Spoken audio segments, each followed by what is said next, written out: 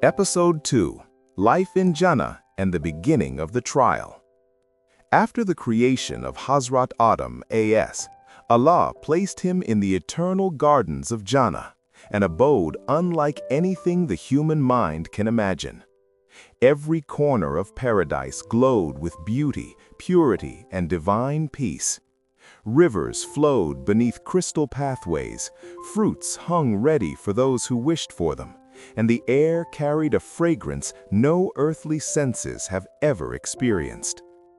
Adam as lived in this heavenly world, surrounded by perfection, yet a gentle feeling echoed within him, a sense that something was missing. He would explore the gardens, admire the wonders of Jannah, and remember the honor Allah had given him. Yet still, deep inside, he felt alone. Allah, in His infinite wisdom and mercy, created for Adam a companion, Hazrat Hawwa as. She was formed from Adam himself, a reminder that humans were meant to live with connection, love, and support. When Adam saw her, his loneliness faded, and he felt a bond that filled his heart with comfort. Together, Adam and Hawwa lived in peace. They walked through gardens filled with light, tasted the blessings of paradise, and worshipped their Creator with purity. Allah allowed them to enjoy everything in Jannah except for one specific tree. It was a clear command, simple and easy, a test of obedience and trust. But far from them, in the unseen shadows of Jannah, someone watched with burning jealousy: Iblis.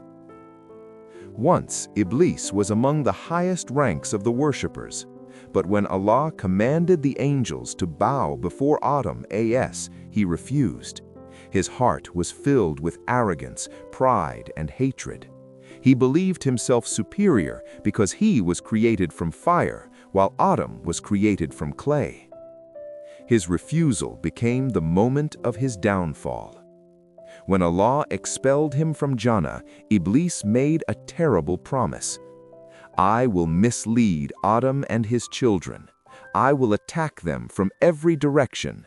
I will fill their hearts with doubt, temptation, and sin." Now, in this episode of the story, Iblis begins to carry out his plan. He studied Adam and Hawwa from a distance, searching for weakness.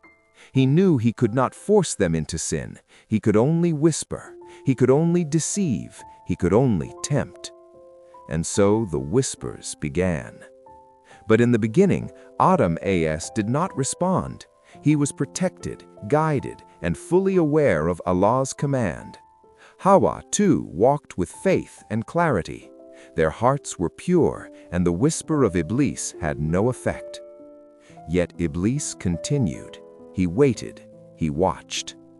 He thought, "All humans can be deceived. I just need the right moment." As days passed in Jannah, the harmony continued. Adam and Hawwa lived peacefully, learning, exploring, and growing. They understood life. They understood gratitude. And slowly, their journey approached a turning point, the moment that would change the destiny of all mankind: the tree.